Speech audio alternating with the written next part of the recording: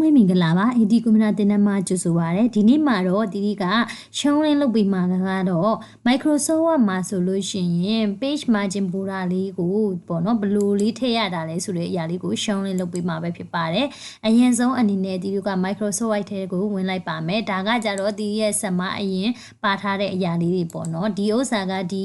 ruler လေးကနေပြီးတော့မှသူ့ရဲ့ပေါ့နော်သတ်မှတ်ထားတဲ့ margin border လေးပဲဖြစ်ပါတယ်ဒီလိုမျိုးလေးပေါ်ကျင်တာပေါ့နော်ဒီလိုမျိုးလေးပေါ်ကျင်တာကိုဘယ်လိုလုပ်ရမလဲဆိုလို့ရှိရင်ဒီလိုအရင်ဆုံးအနေနဲ့ page layout ထဲကိုဝင်လိုက်ပါ page layout ထဲကိုဝင်ပြီးသွားပြီဆိုလို့ရှိရင်တော့ဒီတို့ကဒီမှာ page border ဆိုတာလေးကိုနှိပ်လိုက်ပါနှိပ်ပြီးသွားပြီဆိုလို့ရှိရင်ကိုကမထားချင်ဘူးဆို none လို့ပေါ့နော်သတ်မှတ်လို့ရတယ်ပြီးတော့လို့ရှိရင်ကိုကအခုထားမယ်ဆိုလို့ရှိရင်တော့ဒီမဲ့ box ဆိုတဲ့ဟာလေးကိုရွေးမယ် box ဆိုတဲ့အရာမှာကိုက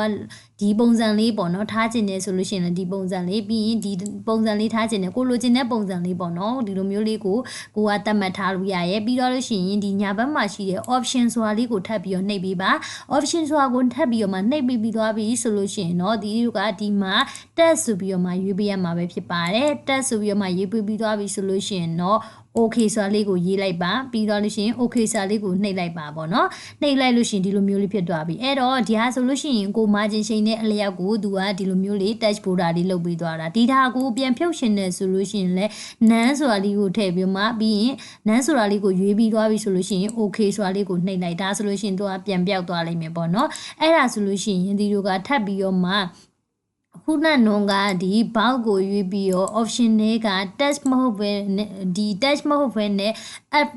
a ဆိုလို့ရှိရင်ဘယ်လိုလဲဆိုလို့ရှိရင်ဒီဟာလေးကိုဒီလိုနှိပ်ကြည့်လိုက်မယ်ပြီးရင် okay လုပ်မယ်ပြီးရင် okay လုပ်မယ်ဒီဟာကြတော့သူကဒီ margin ချိန်နဲ့အလျောက်မဟုတ်ဘဲနဲ့ဒီအပေါ်မှာပေါ့နော်နှစ်ဘေးမှာထွက်နေတဲ့ border ပုံစံလေးကိုပြောတာပဲဖြစ်ပါတယ်ဒီဟာကိုဒီလိုကထပ်ပြီးတော့မှပြန်ပြီးတော့မှဒီ option တွေကို text ကိုရွေးမယ်ဆိုလို့ရှိရင်ကိုရိုက်မဲ့စာသားအလျောက်ကိုသူကဒီလိုမျိုးလေးပြပြရပဲဖြစ်ပါတယ်ရှင်အဲ့တော့ဒီသင်ခန်းစာလေးကိုနားနေမယ်လို့မျှော်လင့်ပါတယ်ဒီသင်ခန်းစာလေးကအကျိုးရှိခဲ့တယ်ဆိုလို့ရှိရင်တော့ဒီရဲ့ဒီဗီဒီယိုလေးကို like and share လေးလုပ်ပေးသွားပါအောင်ရှင်အားလုံးကိုကျေးဇူးအထူးတင်ရှိပါတယ်ရှင်